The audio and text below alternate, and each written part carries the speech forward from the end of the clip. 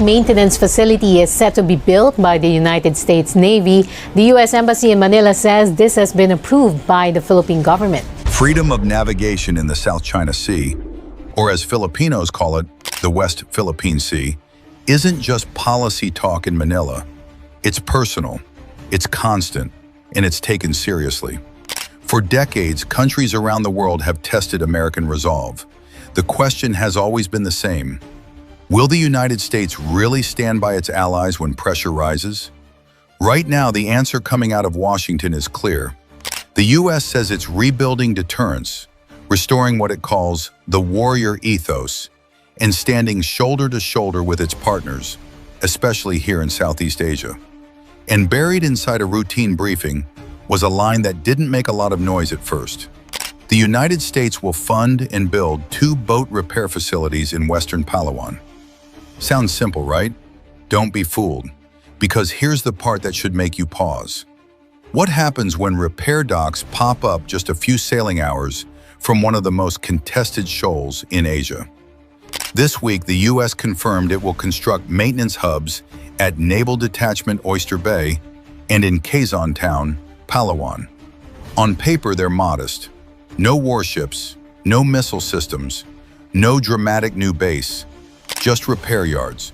But in maritime disputes, the smartest moves rarely look dramatic.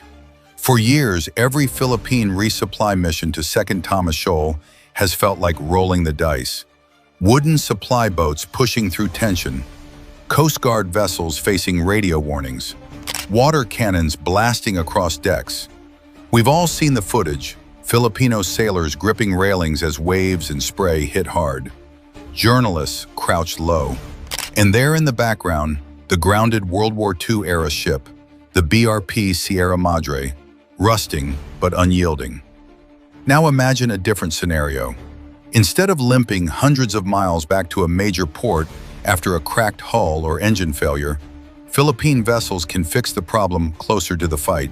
Faster turnaround, less downtime, more presence. That changes everything. Palawan isn't just a postcard island with turquoise water and sandy beaches. It's the gateway to the Philippines' western exclusive economic zone. From there, you're within reach of the Spratlys, within operational range of Second Thomas Shoal, inside the same waters where confrontations in 2023 and 2024 escalated. Ramming incidents, blocked resupply runs, Coast Guard standoffs that felt one miscalculation away from something worse. That's why these facilities matter. They're not about launching attacks, they're about endurance. And endurance is the real currency in the South China Sea. If you've followed this region long enough, you've seen the pattern. Apply pressure, delay movements, harass missions, make every trip exhausting. Don't fire missiles, just wear the other side down. Make presence expensive. Make maintenance a nightmare. Slow coercion. Quiet pressure. So when Manila adapts, when it builds resilience instead of retreating, that's significant. The U.S. insists there are no new permanent combat deployments tied to this project. And technically that's true. But infrastructure speaks. When Washington funds repair capacity in Palawan, it's not just pouring concrete. It's reinforcing operational continuity. It's saying, you can't exhaust us that easily. Think about the sailors stationed aboard the Sierra Madre, rotating in and out, living inside a rusting ship deliberately grounded as a territorial marker. That ship is symbolic, yes, but the people inside it are real. Young men and women scanning the horizon for approaching vessels. For them, a nearby repair facility isn't abstract geopolitics. It means safer missions, quicker fixes, less time exposed. This move deepens U.S.-Philippine defense cooperation. It strengthens interoperability. It reinforces the alliance. But most importantly, it strengthens Manila's ability to stay present in its own waters. And in the South China Sea, presence is power. So here's the bigger question. Is this the quiet beginning of a longer-term logistical footprint in Western Palawan? Or simply the next smart step in helping the Philippines hold its ground? Either way, the board just shifted, and not a single new warship had to sail to make it happen. Let's talk specifics. The facilities will rise at Naval Detachment Oyster Bay in Ulagan Bay and in Quezon, Palawan. That's no coincidence. Oyster Bay is one of the most strategically positioned natural harbors facing the West Philippine Sea. Deep water, natural cover, and close enough to matter. Quezon is even nearer to the operational edge. These aren't flashy showpieces. They're designed for small craft, rigid-hulled inflatable boats, assault boats, support vessels, even unmanned surface systems. Around 11.6 meters in length. Patrol craft scale. Fast, agile, tactical. Because let's be honest, the real friction in the South China Sea doesn't happen between destroyers trading missiles. It happens between small gray boats maneuvering within yards of each other. Coast Guard cutters, maritime militia vessels, patrol craft edging closer than anyone is comfortable with. That's where maintenance becomes strategy. Small boats take punishment, salt corrosion, engine strain, hull damage from aggressive maneuvers. If repairs take too long, operational tempo drops. When tempo drops, presence fades. And once presence fades, leverage follows. This wasn't improvised. U.S. naval engineering authorities issued structured design build solicitations in 2025. Public notices, institutional planning, not a reaction to one headline-grabbing incident. That detail matters. It tells us this is part of something longer, a deliberate effort to strengthen maritime sustainability in Western Palawan. Because here's the blunt truth. Logistics wins maritime contests more often than dramatic speeches do. You can have brave sailors, you can have strong rhetoric, but if your vessels can't stay at sea, you lose the rhythm. And in these waters, rhythm is everything. And now, that rhythm just got harder to break. You can have all the political will in the world, but if your engines fail, your hulls crack, and you're forced to sail days back for repairs, momentum disappears. Slowly, quietly, almost unnoticed, but it disappears all the same. That's exactly what changes with Oyster Bay and Quezon. Equipped to service RHIBs and similar craft, these new facilities shrink turnaround times. Boats get back on the water faster. Crews spend less time exposed on long transits. Maintenance becomes local, not a distant headache. It's not flashy, but it's durable. And in a sea where strategy often means wearing the other side down, durability can be the most powerful move of all. Let's strip it down. Why would Washington spend money on small boat repair hubs in Palawan? Why would Manila welcome them? Especially knowing Beijing is watching every move. Because this isn't about symbolism, it's about staying power. First, operational readiness. The Philippine Military Command in charge of Palawan and the West Philippine Sea doesn't just patrol. It endures friction, saltwater corrosion, engine strain, close quarters maneuvering during standoffs. Even minor hull damage can sideline a vessel for far longer than most people realize. Repairs done far from the operational zone slow patrol tempo. Slow tempo means thinner presence. Thinner presence changes the narrative. These facilities cut that cycle. Shorter repairs equals faster turnaround. Faster turnaround equals more frequent patrols. More patrols equals sustained presence near flashpoints like Second Thomas Shoal. Logistics math, plain and simple. Not glamorous, but brutally effective. Tempo control is strategy. Second, burden sharing and capacity building. Look closely. This is not a new U.S. base stuffed with American destroyers. These facilities are for Philippine vessels, operated by Philippine crews, tailored to Philippine needs. That framing is huge. Washington talks a lot about a free, open, and resilient Indo-Pacific. Critics roll their eyes at the phrasing, but in practice, this is what it looks like. Infrastructure that lets a partner stand on its own feet. Not garrisoning, Not dominance, enabling. One signals control, the other reinforces. Right now, reinforcement is smarter. Third, deterrence, subtle but real. Not aircraft carriers cutting through contested waters. Quiet deterrence. Shared infrastructure creates interoperability. Maintenance standards, communication protocols, operational rhythms. That's alliance glue. And here's the balancing act. This strengthens the U.S.-Philippines partnership without forward deploying major combatants in Palawan. No permanent strike groups, no headline-grabbing escalation. It's firm, but calibrated. You could call it strategic patience. Either way, the goal is long-term, not short spectacle. Sustainment over flash, resilience over reaction. And in a region where pressure is constant but rarely explosive, that's exactly the point. Now look at the language. Nothing is accidental in geopolitics. The U.S. Embassy calls the Palawan facility support for a free and open Indo-Pacific. That's shorthand for rules-based order, freedom of navigation, alliance solidarity. Everyone in the region hears it loud and clear. Calm words, but firm intent. Philippine Ambassador Jose Manuel Romualdez has been clear. The U.S. is engaged. Alliance obligations are real.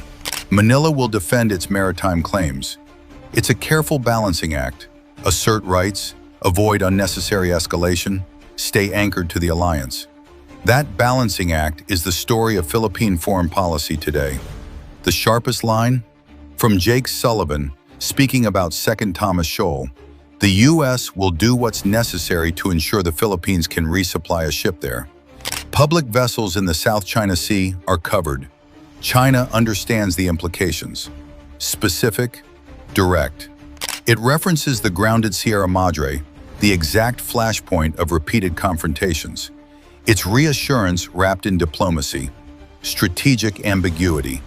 No promises of dramatic intervention, but resolve is clear. Not chest thumping, not theatrics, just steady reinforcement. The alliance is active. The Philippines won't stand alone. Resupply and sustainment are red lines. And here's where it hits home. Strategy in conference rooms sounds impressive. Out at sea, it's engines, fuel lines, cracked hulls, radio chatter, weather. Faster maintenance means higher sortie rates. If a RHIB takes damage, maybe from aggressive shadowing, maybe from rough seas, traveling far for repairs kills days, sometimes weeks. Crews wait, presence fades, momentum is lost. With Oyster Bay and Quezon, that stops. Turnarounds shrink, sorties increase, presence strengthens, tempo becomes a weapon. In short, this isn't just about boats. It's about endurance, control, staying power. And in the South China Sea, that quietly but decisively shifts the balance. Here's a polished, gripping, USA-style paraphrase of your script. Sharper, more anticipatory, and structured to keep the audience hooked. Missions delayed, boats idle, crews waiting. Now shrink that repair cycle. Suddenly, a vessel is back on the water in 24 to 48 hours instead of weeks. Multiply that across a fleet of patrol craft, and you're not just maintaining presence, you're increasing it. Higher sortie rates mean more patrols. More patrols mean more eyes on the water. More surveillance means fewer blind spots. And in contested waters, blind spots are dangerous. Here's the next layer: manned and unmanned integration. Easy to overlook, but huge. The contract specifically mentions support for unmanned surface vessels. That's no accident, it's future-proofing. Small autonomous platforms extend surveillance, operate in riskier areas, and reduce crew exposure. Picture this. Near Second Thomas Shoal, a Philippine patrol craft sends out a USV ahead of it. The USV gathers imagery, tracks movements, streams intel in real time. If tensions spike, commanders already have situational awareness before human crews get too close. Repairing and sustaining both manned and unmanned platforms locally normalizes that mixed operational model. It's no longer experimental, it becomes routine. And then there's the operational gap. For years, Philippine vessels have faced endurance disadvantages in the West Philippine Sea. Chinese Coast Guard and maritime militia often outnumber, outlast, and shadow them. That persistence gives Beijing a subtle advantage. They can obstruct, linger, pressure. Forward logistics changes that. Philippine patrol craft can now operate consistently, cycle faster, and stay on station without long trips back for maintenance. The gap isn't gone, but it's narrower, and narrowing the gap reduces vulnerability to harassment. Maritime gray zone tactics rely on persistence, pressure through presence, long patrols, exhausting the other side. If Manila can match that, even incrementally, the psychological and operational dynamics shift. Slowly, quietly, no dramatic announcement, no headlines. But at sea, reliability equals credibility. And credibility, that's power. Zoom out. Palawan's new infrastructure doesn't just affect local operations. It sends ripples outward. Beijing's response is predictable. Cold War rhetoric, containment claims, warnings about foreign interference. Chinese state media is already framing even small repair hubs as creeping militarization. But here's the nuance. China doesn't escalate over every development. More likely, an uptick in gray zone tactics, tighter shadowing, maritime militia activity, louder protests, pressure without crossing a red line. Regional neighbors, Vietnam, Malaysia, Brunei, Taiwan, are watching too. None want overt militarization. Everyone prefers stability. Yet quietly, many are upgrading their own Coast Guard capacities, radar networks, and small vessel fleets. Logistics equals leverage. Domestically, the move lands well with defense circles and alliance advocates. It aligns with deeper integration under EDCA, signaling that Washington's commitments are real. But questions will come. Environmental concerns, local land use, sovereignty narratives. That's why the messaging matters. Philippine-owned, U.S.-assisted infrastructure enhancing national resilience. Legally, it fits within existing frameworks. The 1951 Mutual Defense Treaty covers armed attacks on Philippine forces, including Coast Guard vessels. These repair facilities don't rewrite treaties, they operationalize them. Under EDCA, U.S. forces can fund infrastructure upgrades on Philippine territory without permanent basing. That's logistics, not sovereignty compromise. Of course, risk remains. More small boat operations mean more close encounters. The West Philippine Sea is crowded. Collisions, miscalculations, gray zone retaliation, all possible. Mitigation? Clear joint SOPs, hotlines, refined rules of engagement. Boring, but necessary. Economic pushback is possible too. Trade inspections, informal sanctions, pressure on tourism. Countering that requires diplomacy, diversified trade, regional alignment. Transparency domestically matters as well. Community consultation, open procurement, environmental safeguards, these ensure public buy-in. Why does this matter? Look at Second Thomas Shoal. Resupply missions blocked, water cannons fired, ships rammed. Stretch logistics too thin, and every disruption becomes a crisis. EDCA upgrades since 2014. Runways, storage, ports have steadily improved resilience. Now it's the same playbook applied to small boats. And sometimes, small boats are where sovereignty is actually defended. RHIBs maneuvering meters from Chinese vessels, enforcing presence day after day. It sounds minor, a dock, a repair shed. But in reality, it's alliance logistics doctrine in action. Sustained presence without permanent basing, a middle path between escalation and retreat. Infrastructure tells a story, but the human side tells it best. The mechanics repairing engines at Oyster Bay, the crews running resupply missions. Every fuel pump, every hull repair, every sortie is a literal line between vulnerability and resilience. No carrier strike group, no treaty rewrite, just 2 repair facilities in Palawan. But in the South China Sea, power isn't won in a single battle. It's earned by showing up. Tomorrow, the day after, and the day after that. Consistency, reliability, presence. That's power.